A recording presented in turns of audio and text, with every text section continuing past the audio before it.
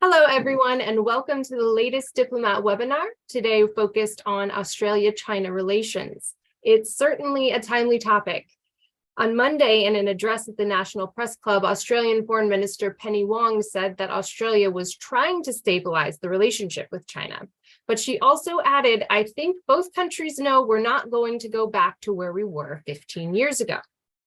So the question we're exploring today is what a stabilized Australia-China relationship would look like and how feasible even that modest goal is given the current trends that we're seeing. And I'm very happy to have three distinguished experts on this subject joining us today to pick this apart.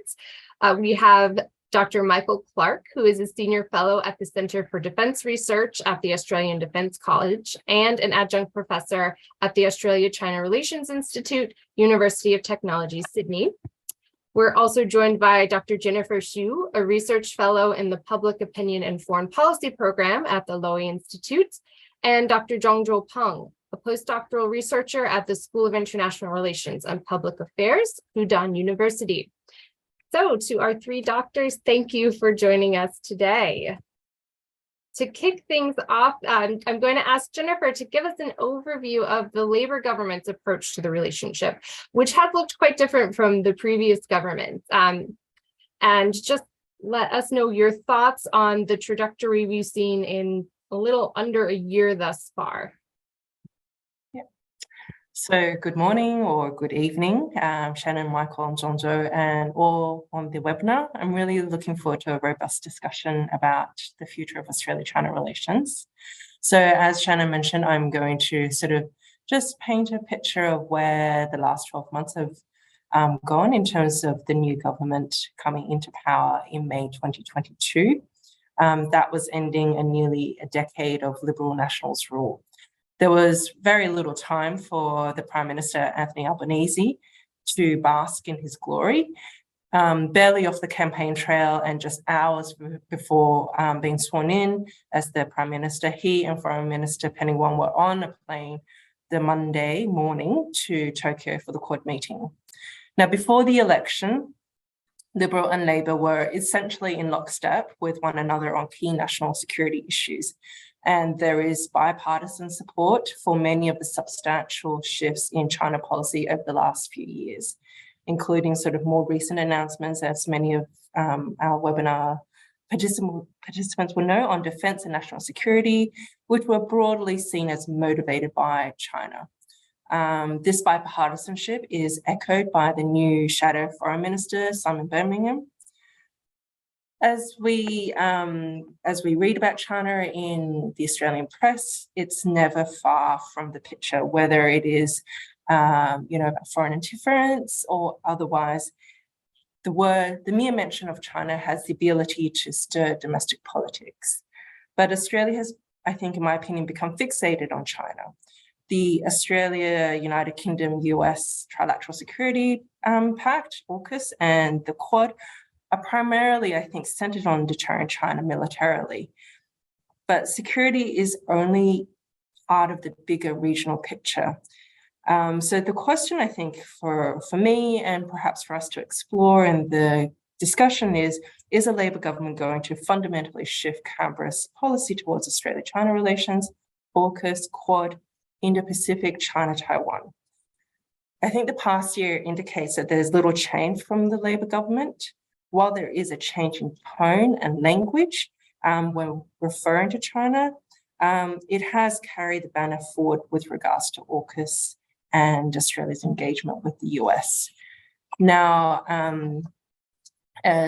China, as many of us would know, imposed $20 billion worth of sanctions on Australian exports, 3 years of diplomatic freeze between the two countries, and now we're on the cusp of China about to take away all those sanctions. It would seem that we're reaching stabilization. And this really started with Li Keqiang last year sending a congratulatory message to Anthony Albanese when he came into power. And since May 2022, we've seen various high-level and ministerial meetings taking place, with the Prime Minister Albanese and Xi Jinping meeting on the sidelines of Bali last year. And then, of course, Foreign Minister Penny Wong visiting Beijing in December. But I think, as perhaps some of us here might agree, a reset in bilateral relations is unlikely, and that definitely seemed like the way it is going with Penny Wong's speech at the National Press Club yesterday.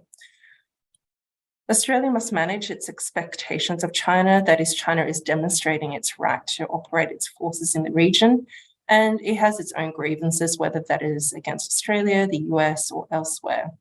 So the government should well and truly do away with the notion of trying to constrain or even neutralize China's ambitions in the region.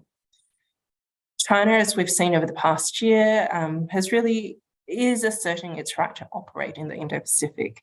And that was sort of in full demonstration during the Australian election campaign last year, where Beijing in April 2022 confirmed that it had signed a minimum 5-year security deal with the Solomon Islands. So the security deal was, and perhaps still is, regarded as a major blow to Australia's strategic position and its self-perception as the premier security partner to countries in the Southwest Pacific. So with the deal in with the Solomon Islands, it really indicates China's intent in the region, which is of little comfort to Australian policymakers. The Labor government in June last year responded in kind, with the Foreign Minister travelling twice to the Pacific since coming into office, really chasing the coattails of Wang Yi on his 10-day trip across the Pacific at the time.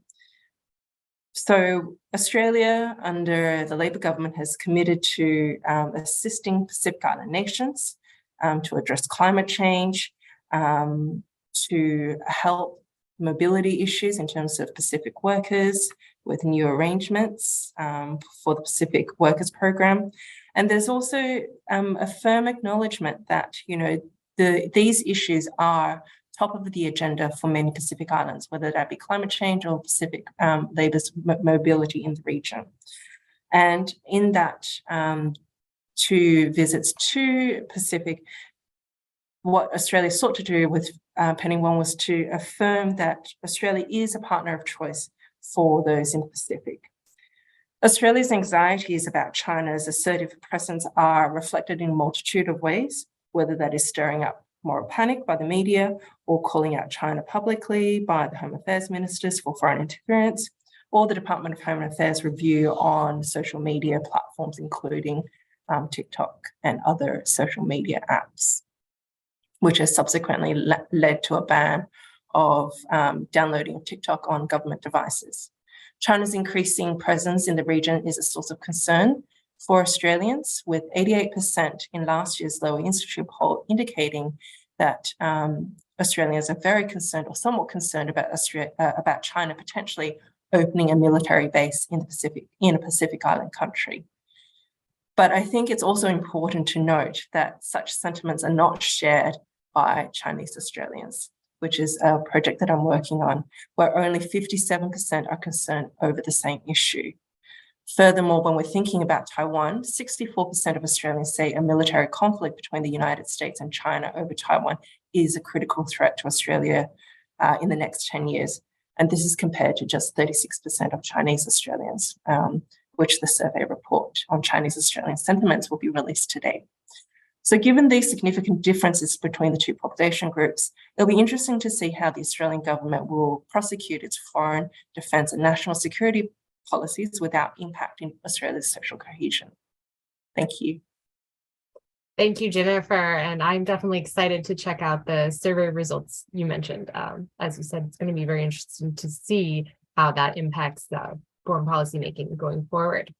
I'm going to turn now to Zhongzhou to tease out a little bit the economic aspect of the relationship. As Jennifer mentioned, the 20 billion worth of tariffs placed by China have been a major sticking point in the relationship, but there's also very robust trade even despite that, and the Australian government is quite keen to keep that going. So how is the economic and trade relationship looking at this point, and where do you see it developing? Yeah, okay. Thanks, Shannon, for arranging this webinar, and thank you for Jennifer for providing important overview of the economic, of the political and social relationship between China and Australia. And I'm happy to have this division of labor so that I can focus on trade relationships, which is essentially based on political atmosphere between the two parties. And as we can see that there have been a lot of developments, and I would say good developments since we entered 2023 in terms of the trade partnership between the two countries. And it all started from the January 2023 when the Chinese National Development and Reform Commission allowed 4 state-owned companies, all big steel incorporations, to import Australian coals for their own use. So this movement marks an end of a ban on Australian coals, which had lasted for more than 2 years. And following up in February 2023, China and Australia's top trade officials met for the first time since 2019, and it provided a sign of a warming economic relationship between the two parties. So, am I speaking loud enough right now, Darren? Okay, yeah, I'll continue. And so, thanks for pointing out. And then in March, the ban on Australian coals was fully lifted, as all domestic companies in China are allowed to import those coals from Australia. And then more recently, less than a week ago, Australia reached an agreement with China, in which China agreed to lift the ban on Australia barley exports, and Australia agreed to suspend its appeal to the WTO over this matter. And it is expected that the removal of Australian wine tariffs is the next one on the list. And it is also expected that Australian Minister of Trade, Mr. Farrell, will pay a visit to China, and that hopefully all the Chinese bans on Australian goods will be lifted in the next year. So there are lots of I would say good events, positive events happening, and I think they gave us a good chance to take a close look and to develop our understanding of not only the characteristics of the trade relationship between Australia and China, but also the broader structure of this bilateral relationship. So I think the most important thing that we can see and we can learn from this list of bans is that the trade relationship between the two parties is essentially subordinated to their political relationship. So we can see that, of course, quite clearly that China's decision to impose those bans on Australian goods in 2020 is mainly a political movement as a punishment to Morrison government's lead anti-China policies at that time. So if we see the development of this list of bans, it is also mainly a political movement to substantiate the political agenda by the two parties that they want to defrost their bilateral relationship, and they want to look for some improvement and in terms of political partnership. And then, so economically speaking, what I want to say is, what I want to suggest is that both parties does not have much economic interest in terms of lifting those bans. So, as Shannon mentioned, the bans on 6 categories of Australian goods account for around 20 billion Australian dollars, but the bilateral trade value has exceeded 250 billion Australian dollars in the past 2 years after the ban. And then, so the ban only accounts for less than 10% of the total volume. And for most of those banned goods, both Australia and China have found replacement, either it be replacing vendors or replacing markets very quickly after the ban was imposed. So there are not much economic gains that we can get from lifting those bans, from China lifting those bans. So I think these are mainly political signals, political tools deployed by Australia and China to substantiate the improving political atmosphere set by the top leadership after their bilateral meetings. And we can see that the meetings between political leaders kind of intertwine with those list of bans. So this timeline also suggests that the list of bans, this improving trade relationship is more of a substantial movement by the two parties under this political relationship.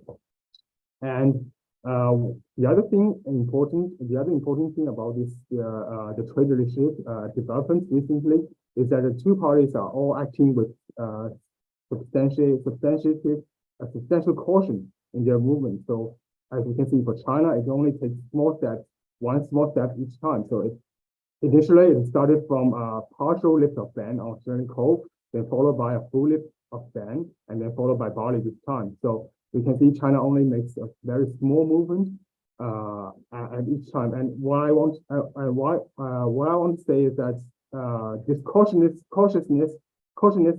by China indicates that it's because China wants to do two things at the same time. So so for one, it wants to send a very clear signal, to the Australian government that it's willing to put the trade relationship back in track. It wants to lift the bans. It wants to send signals to improvement. But at the same time, it wants to provide itself with a sense of enough flexibility that it wants to see that it can make decisions after receiving the response from the Australian government. So if the Australian government also makes steps in terms of improvement, in terms of friendship, in response to China's movement, then China can go further with the ease of restrictions. But if Australia's response is not as ideal as China wants, then then the lift can either be stopped or reversed. So that is why China is only making small steps each time, so they can reverse or make changes at any time they want after receiving the response from the Labour government. And cautiousness not only underpins Beijing's movement, but also it is also a character of Australia government's trade policy as well. So although I would say Albanese government is happy to see the improvement of improving trade relationship, and it's also happy to see that China lifts all the bans as soon as possible. It does not want to push it, and does not want to. It is not very necessary to rush it to make it do it very quickly, because it has to admit that Australian government has many diverging interests with China in terms of human rights, in terms of regional security, as Jennifer has suggested, and in terms of the relationship between with the Pacific Island countries. And also, of course, there's a big issue about the Australia's alliance with the United States. So as a key ally of the United States, Australia cannot go fully against with the USChina policy, which is characterized by systematic competition and containment. So what Albanese government is trying to do through cautiousness is to make sure that it can at the same time improve the trade relationship with China, and to make sure that it can keep a balance with other important political agendas, such as the alliance with the US, such as the human rights issues. So that is why that I would say cautiousness will underpin both Australia and China's approach to their trade relationship in the near future. So, and I will say a bit more about the future perspective about regarding the trade relationship and overall the bilateral relationship between the two countries. So I would say broadly speaking, I'm quite optimistic about the future, because there are still much space for improvement. There are still 4 categories of goods on the ban list, so Australia and China can take negotiations. They can have meetings between top officials centered on these goods. So there's still plenty of space for improvement, and plenty of space to use this improvement of trade relationship to further defreeze their bilateral political relationship and to see further engagement. But there are still uncertainties that we can see from both sides, and that is why they are still doing it quite cautiously, taking small steps at each time. because there are constantly because the relationship will continuously face tests. So, for example, from the Australian side, there's always the internal pressure to securitize the economic relationship with China. So they want to put China's economic projects with China under a geopolitical agenda, and they want to avoid things like over-reliance on China. So there's always this internal pressure and this established public opinions. And also there's pressure from the US, the external pressure, that the US wants to make sure that all of its key allies will stand in line and to systematically face China and systematically compete with China and contain China. So there's like these uncertainties that Albanese government will have to face and deal. So we'll have to see to what extent the Labour government will go forth in terms of improving the trade relations with China. But also there's also uncertainties from China. So there's always this approach China to use sanctions, restrictions as a punishment when things go wrong. So as it has happened in 2020. So there's also the risk that China will further restrict its trade relationship with Australia if Australia's policy undergoes changes that does not go that is not preferred by China. So there's still lots of work to be done, and I think mutual understanding of each other's interests and, more importantly, internal domestic agendas is quite essential in their future cooperation. Yeah, and that's it.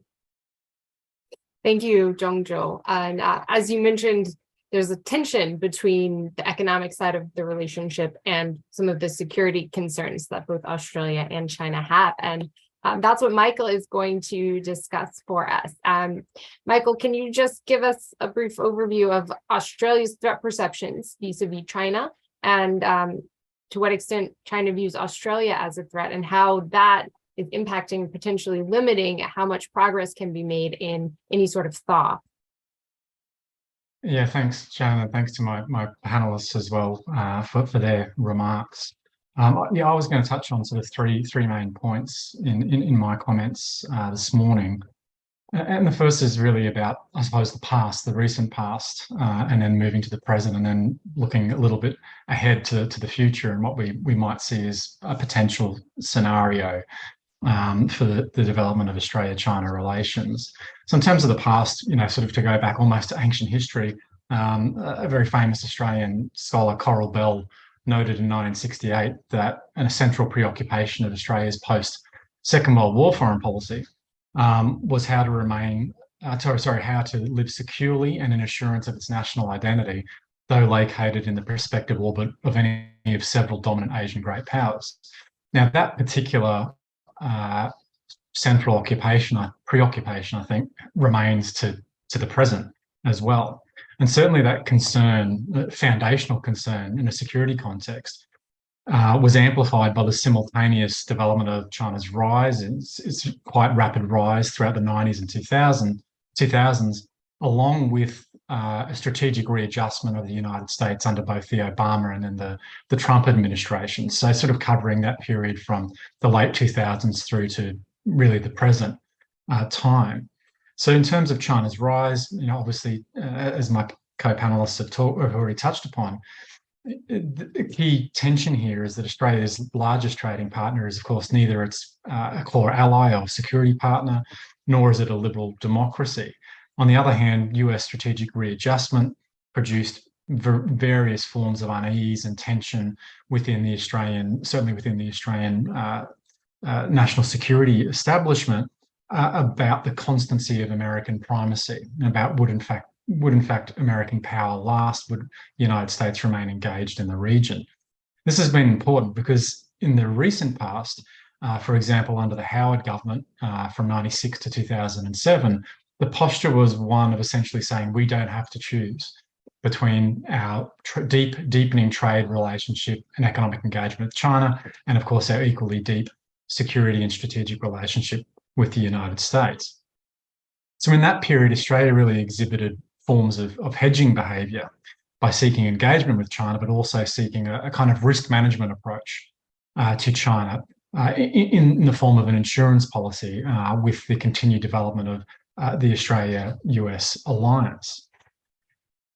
That only was possible because there were three preconditions that allowed hedging to occur in that period: the absence of an immediate threat to Australian national security, an absence of overt ideological fault lines in Australia's immediate region, and the absence of overt great power rivalry. However, that begins to shift around 2008, 2009, and certainly you can already see it in the Defence White Paper of 2009 under the government of Kevin Rudd, where you have a clear shift in posture and language, which really is more towards balancing against the perceived threat of really future Chinese assertion and power in our region. We fast forward to the present, of course, and as my two panelists have already noted, there's been some moderation by the Albanese government in terms of its tone and language around bilateral relationships, around the bilateral relationship. However, in the strategic and defence context, as I think Jennifer noted, there has largely been straight continuity between the Morrison government and the Albanese government, whether it's commitment to the AUKUS arrangements, whether it's commitment to the Quad, whether it's broader commitment or restatement of commitment to the centrality of the US alliance for Australian security. It's very clear that Australia still perceives the continued commitment of the United States to the region and also to Australia's security through the alliance as central to Australian national security. However, of course, this is coupled with the fact that, as Zhongzhu has pointed out, there's been a bounce back in Australia's bilateral trade relationship and economic engagement with China over really around the last 12 months. That sort of pulls in some ways in the other direction. And this kind of seems to, I think, sum up Canberra's current challenge, which is in some ways Australia appears to be increasingly locked in to not only the US alliance, but the the current administration's approach to security in Australia's immediate region. For instance, if we think about the Australian Department of Defence's own focus on deterrence and conventional deterrence ties in quite neatly with the Biden administration's approach of integrated deterrence with its partners throughout the Indo-Pacific. So here is a kind of an interesting circle for the government to square. And importantly, if we think about the trade relationship, not just bilaterally, but also in a regional context, the regional economic and trading relationships really have seen the consolidation, certainly with ASEAN states' buy-in of what you could argue is a China-centric economic system in the East Asian region. So here this makes, for instance, the Biden administration's quest and effort to encourage allies to decouple from trade with China and critical elements of technology and so on, and friendshoring are not easily reconciled, I think, not only with Australia's immediate economic interests, but also with the interests of some of Australia's regional partners as well. So what's interesting here is, as Foreign Minister Penny Wong stated yesterday at the National Press Club, she said that countries want a prosperous, connected region trading together at the epicenter of global economic growth through a transparent system where economic interdependence is not misused for political and strategic ends. That might be well and good, yet it remains unclear how the Albanese government believes that it can do these two things at once, how it can increasingly become embedded with a US strategic approach to security in the region and maintain its own clear Australian national interests in economic development and economic trade relationships with China in the region.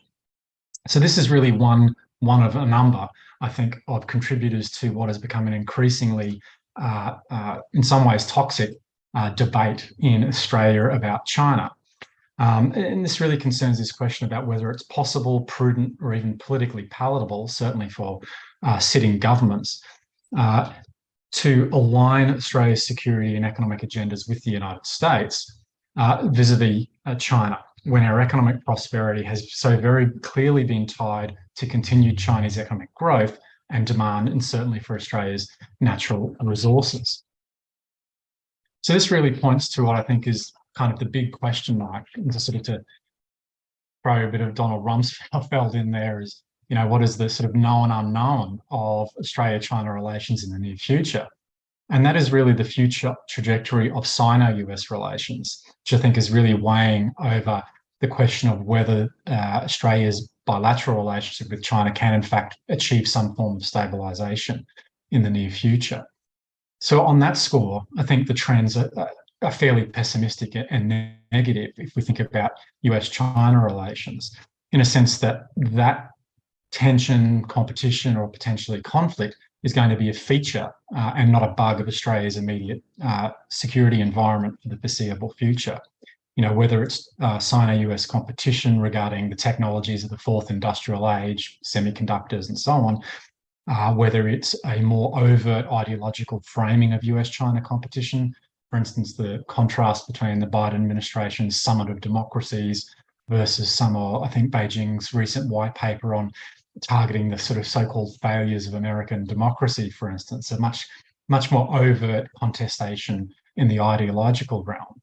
Or finally, whether it's about increasing the way in which Beijing and Washington have increasingly oppositional stances on major global and regional flashpoints, whether it's Ukraine, Taiwan, or even the Iranian nuclear issue as well. So the question here remains as to how the Albanese government can best navigate this. And I think Penny Wong's speech yesterday is interesting here. The Foreign Minister asserted that, quote, "We seek a strategic equilibrium with all countries exercising their agency to achieve peace and prosperity." Again, in theory, that is, of course, I think a noble and prudent statement.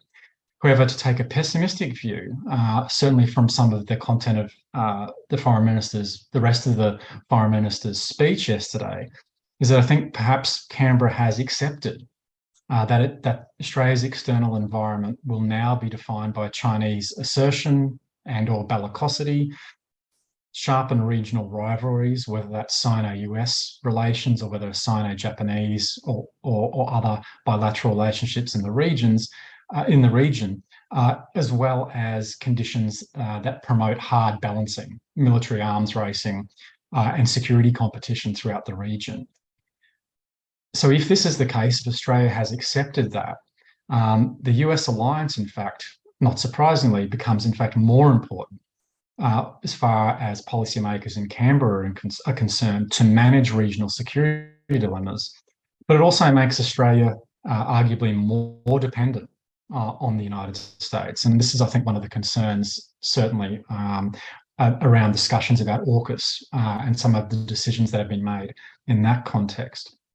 But this also presents something of maybe even an insoluble challenge for Australia of seeking alternatives to China-centric regional trade at the same time that it appears to be locking itself into a much more, certainly perhaps confrontational is not quite the right word, a much more hardened position in a security and strategic setting with respect to China. Thank you, Michael. And I wanted to use your final points about the role of the US and Australia's China policy and dig into that a little deeper, particularly because sometimes in Beijing, there's a tendency to blame any policy by a third country that the Chinese leaders don't like on the United States, misleading its partners. So I want to talk a little bit more about the role of the US and US-China policy in Australia's approach to China. We've seen convergence on a number of issues. Zhongzhou mentioned TikTok recently, also Huawei, if we want to go a little bit further back. Certainly the COVID origins debate under the previous administrations of both countries, although the current ones have backed away from that. Does that mean that the US is leading Australia and that Australia's China policy is dependent on the US, or is this just a convergence of two natural allies? So Michael, if you want to add anything on this, please feel free. And then Jennifer and Zhongzhou, I'll be happy to hear your thoughts as well. Yeah, sure. I mean, look, one of the things to note there is that there are some prominent commentators in Australia who would argue that in fact it was Australia that sort of led the United States in its hardening position on China. Now, look, there is, I'm not exactly sure about the accuracy of that kind of argument, yet I think there has been something of a natural convergence in some ways between the two. But it's interesting, there's a shared narrative in some ways that has emerged between the United States and Australia on this, I suppose, what you might call the less than benign influences or perceived benign influences of China, certainly in the national security context. And sort of one of the key themes here is this notion that ultimately at the root of everything is that, in fact, China has changed under Xi Jinping. And you hear this often and very regularly and very asserted as if that this is very much a fact. Now, while in fact it's true that China has changed, of course, under Xi Jinping, there's generally, I think, much deeper roots of continuity in Chinese policy, certainly around intentions. I mean, the issue that, and this is something that Penny Wong, I think, quite rightly pointed out yesterday, is that we should not in any way be surprised that China is seeking to pursue its own interests and is doing so in a much more assertive fashion as its power has grown. This is not a surprise at all. And quite interestingly, if you go, I think former Defence Minister Kim Beazley, when he was Defence Minister in the Hawke government back in the late 1980s, there's a really interesting quote from him back at that time suggesting, well, look, if China continues on its current path of reform and opening, there is no doubt that growing economic weight will be transferred into greater strategic weight and military power. And so this has been long recognised. So to me, some of kind of the shocked posturing in Australia is kind of a little bit ham-fisted and a little bit against the grain of what has been known for a long time. And so it was good to hear Foreign Minister Wong say that, because it's really, I think, a bit of a canard of this sort of common narrative across Australia and the United States. The other issue, I think, that bears talking about in terms of that commonality of approach is around the issue of deterrence. Deterrence has become the real buzzword both for the US defence establishment and the Australian defence establishment. It's very much, or has been very much, key to some of the public messaging around AUKUS and the need for Australia to acquire nuclear-powered submarines. Now, while you can make a case for that, there are big questions around the fact as to whether how getting a relatively small number in the global scheme of things, a small number of nuclear-powered submarines will actually provide Australia with deterrence capabilities vis-a-vis China. Now, there is an argument to be made, certainly, that that capability will add to American capabilities in the Indo-Pacific. But of course, we've got very long lead times here. We're talking a multi-decade project. Yet the public messaging, certainly of the Morrison government, perhaps a little bit less so from Albanese government, is that that this is a very present, pressing need, that we need this deterrent capability now. So there's kind of a real mismatch, I think, between the public messaging around that particular aspect of the AUKUS agreement. Jennifer, did you want to add on to this discussion about convergence, maybe divergence on US, Australia's China policies? Yeah, I just wanted to sort of pick up on Michael's point a little bit earlier, is the, I guess, the misaligned great hope that, the West, in particular US and subsequently Australia, has had of China since, reform and opening up period, that the reform and opening up period and the economic development that China's experienced would subsequently lead to greater democracy or greater freedom of rights. And I think China has long indicated, consciously or unconsciously, that this wasn't going to happen. When I started researching on civil society many decades ago, nearly 20 years ago, there was that great hope. We've seen an emergence of NGOs in China. This would then lead to democracy. That hasn't been the case for 20 years or more. And so I think, this ham-fistedness that Australia and the US are now, denouncing China for human rights, absolutely. But I think the markers have been there for more than 2 decades. That transition to a different form of government or governance system was not going to happen. And that, acceptance of that, in hindsight, should have been, much longer ago than what it is now. So I think there's that mismatched hope. Economic development leads to democracy. I think that's one of the frameworks that have been, consistently problematic for a lot of those looking at China.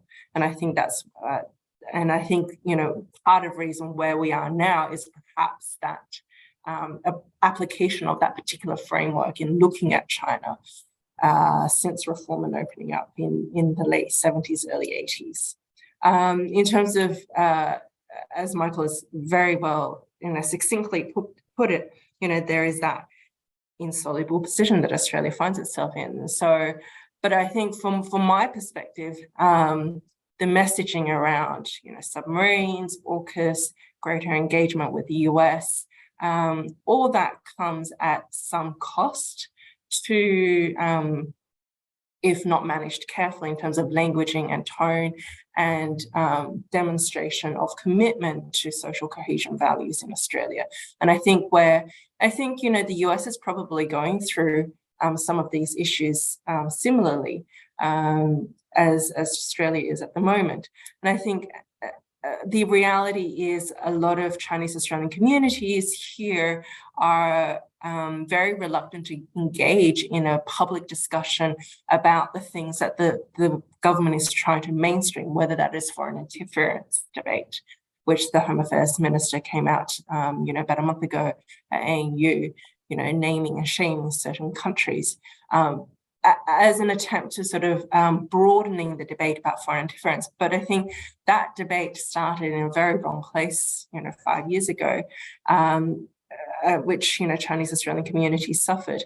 And so for them to try to broaden that debate to be much more mainstream about it is problematic for some communities. Indeed, there are problems with foreign powers seeking to interfere with politics and society of Australia. But I think for many in the Chinese Australian communities, the recent past has not been sufficiently addressed for them to participate in the broader discussion, whether that is about foreign interference, national security, or foreign policy. Thank you, Jennifer. Zhongzhou, there's lots to talk about on the economic side of this question as well, so please go ahead. I'll just provide some additional perspectives over this US and Australia relationship. Mainly from my understanding of how China perceives this US and China relationship. So that's my understanding of how China's perception is. And I think the most important thing is that, of course, for China, to understand China's foreign policy against almost every country is to the baseline is that China sees the relationship with other countries through the lens of US. So US is China's main concern or predominant concern, and the other countries has a role in this view of US or the US's role in the global affairs. So that is the way how China looks to it.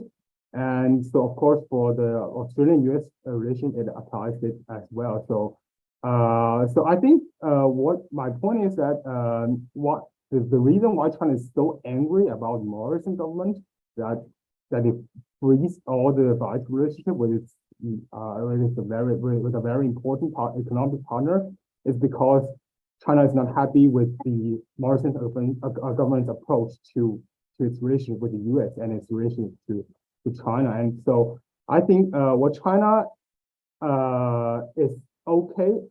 I think China is happy because the Morrison government kind of rushes ahead in the US's containment policy over China. So I think China will be quite okay if Australia is mainly a follower, or mainly is of course ideal if Australia is behaving like neutral between the US and China, but I think China will be okay if Australia is acts mainly as a follower in the US policy towards China. But if Australia acts as a rush ahead, pioneering anti-China policies, even before the US takes actions, then China will be quite. That is why China is very dissatisfied and very angry about the Morrissey government's approach.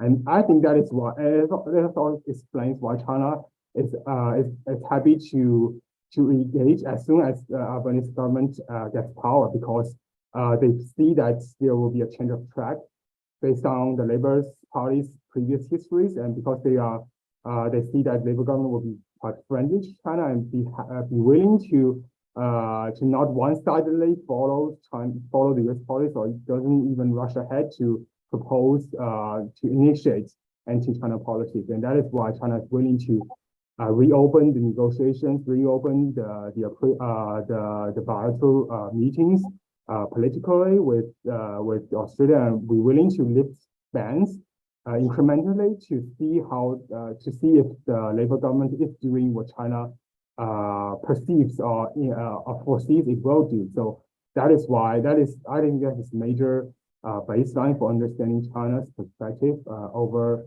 Australia's role in the US's policy to China. So it may be quite complicated as it sounds, but I think it is quite important to understand that. And of course, I see the way actually Penny Wong's speech was quoted quite often by Jennifer and Michael, and I think it's quite an important one.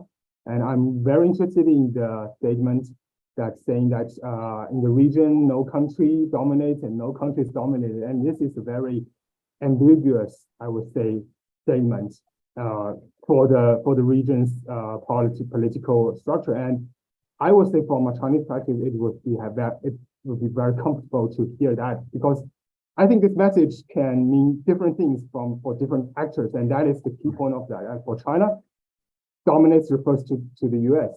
So they will interpret it as Australia is moving, is not like allowing itself for US dominance, and is happy to embrace a more like diverse or like multipolar structure in Asia. And I would say that China will be quite comfortable with that. But I think I would suggest that for in those like actors, that Western actors or Western observers, dominance will be referring to China. So they will be quite happy with that as well. So what Penny Wong says from their view is that Australia will not agree with China's dominance.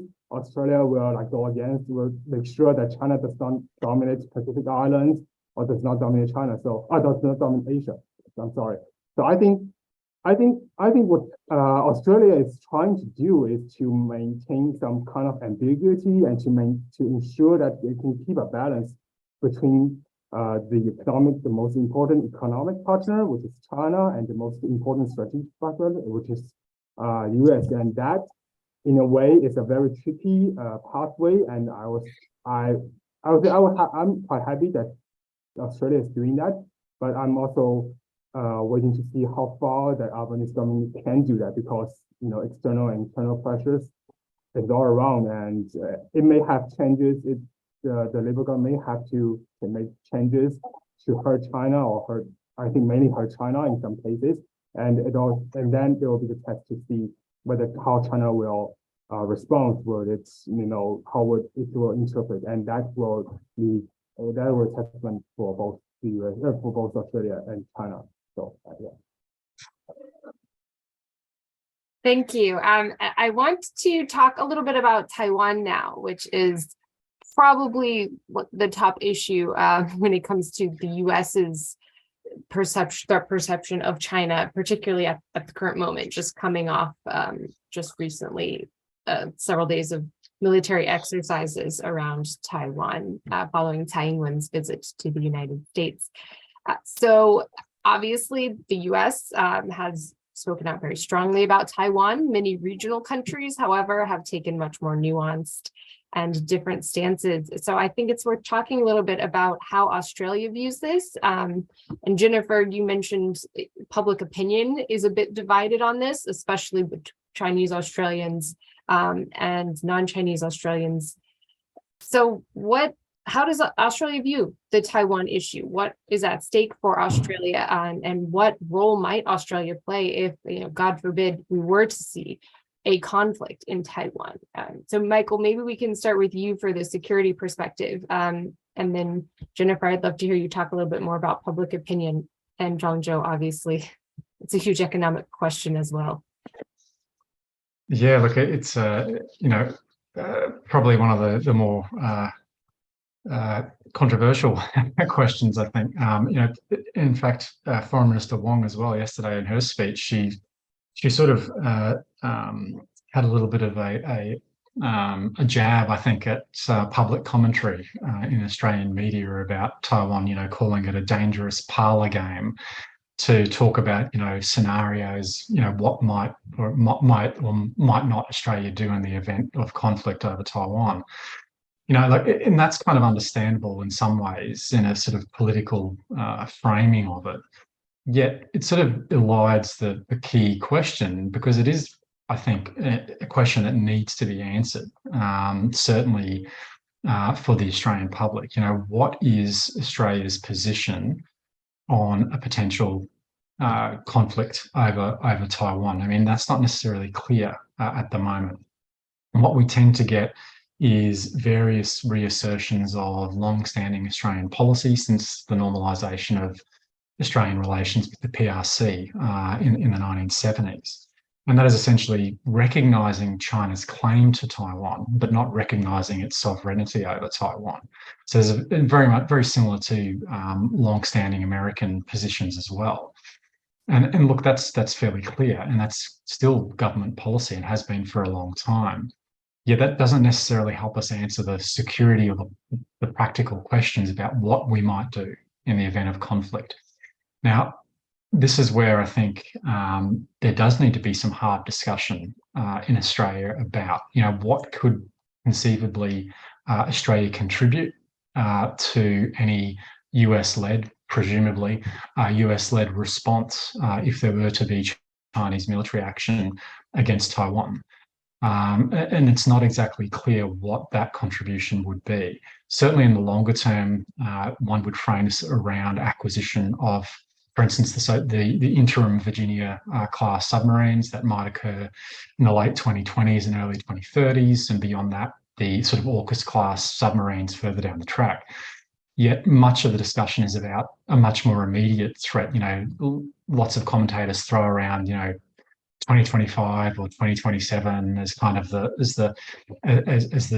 kind of bringing down the curtain on Chinese military action on Taiwan.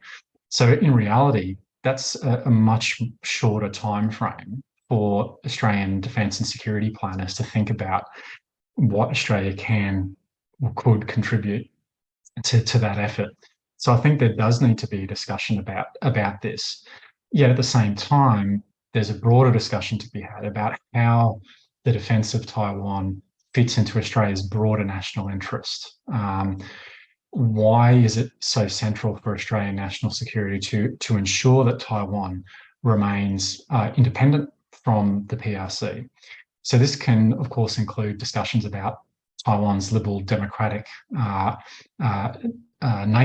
its economic dynamism, etc. All of that has to be taken into consideration, and it needs to be done in a much more transparent way than we've had at the moment. Thanks, Michael. Jennifer, over to you.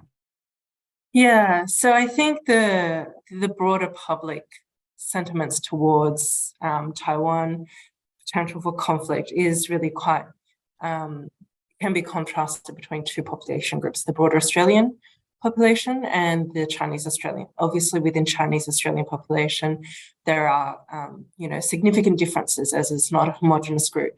But for the sake of discussion, for what we have right now, there is significant gaps. So we asked last year in the Lowy Institute poll, in case of a conflict between China and the US, not specific about Taiwan. Should Australia remain neutral, support the US, or support China? 7 out of 10 Australians say, 7 out of 10 Chinese Australians say Australia should remain neutral. Compare that to 5 out of 10 of broader Australian population. And one of the other sort of, highlighting facts about the two population groups is the statistic that I cited earlier when it comes to Taiwan. 64% of Australians say a military conflict between the US and China over Taiwan is a critical threat for Australia's interest in the next 10 years. And this contrasted to 36% of Chinese Australians. So I don't think we should close.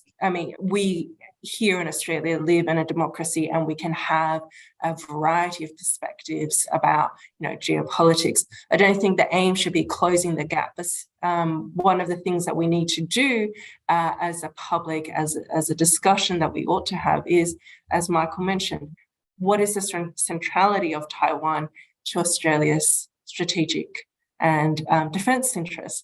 I'm going to be biased here, having been born in Taiwan. I think, Taiwan is, Taiwan's democracy is really important to the region. But from the perspective of Australia's defence and national security interests, where does Taiwan fit, right? And are our financial commitments as expressed in the AUKUS submarines, does that put all of our eggs in one basket, basically looking north? So, and where does public opinion lie in all of this, or the difference in public opinion? Thankfully, I'm not a policymaker, but I think these are points that we ought to inject into a discussion and inject into the policymakers' thinking. And I think at the end of the day, from where I sit, it is one about social cohesion. We can talk about defence, we can talk about national security, but those things inevitably will have an impact on Australia's social cohesion. And I think we have moved on in terms of time and age and policy making, where foreign policy or national security is largely divorced of the domestic policy making situation. I don't think that can be the case anymore, right? Those calculations need to feed into each other, whether we're looking externally in terms of foreign policy, national security issues, and those making social policy issues here in Australia.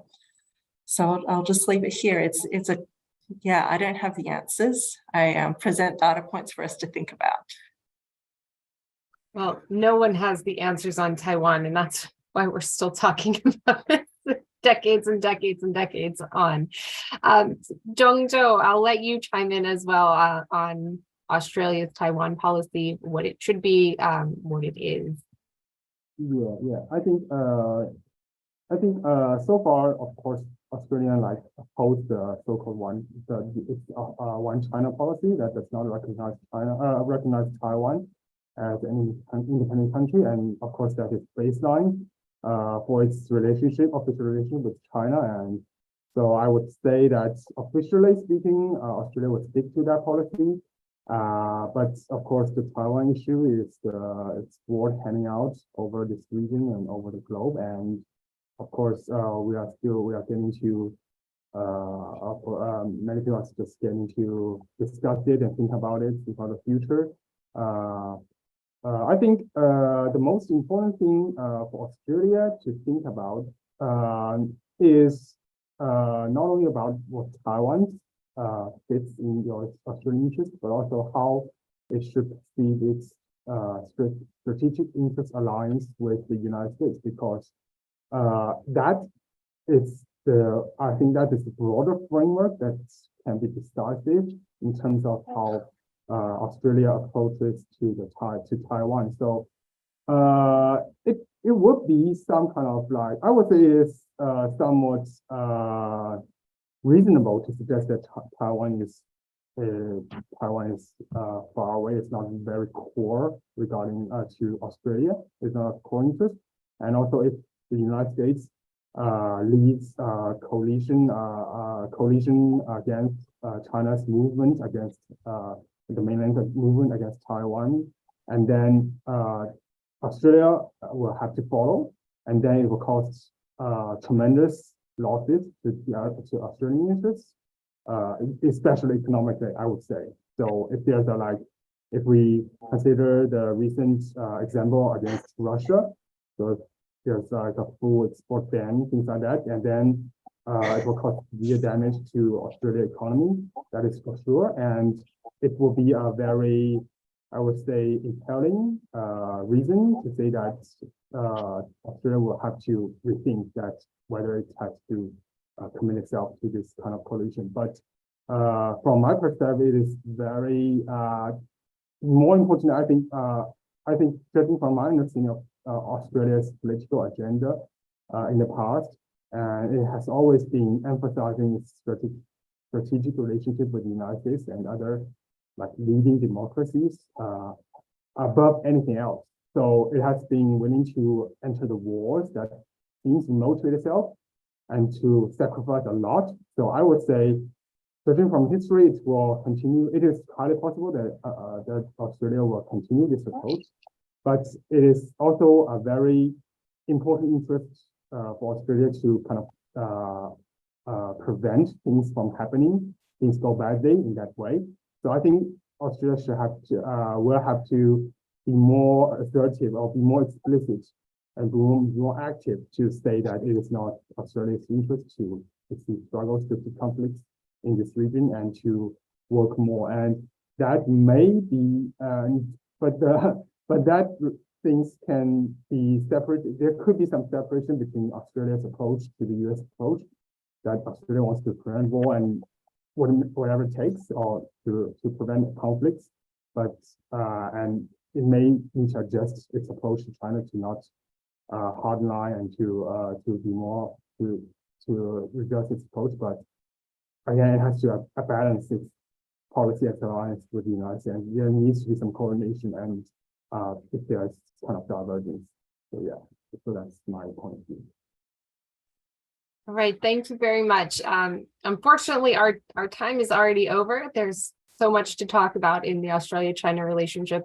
I think we covered a lot of ground today. So thank you to our panelists. Thank you to everyone who joined us, whether you were watching this live or catching it on the recording. And I hope you will tune into the next Diplomat webinar.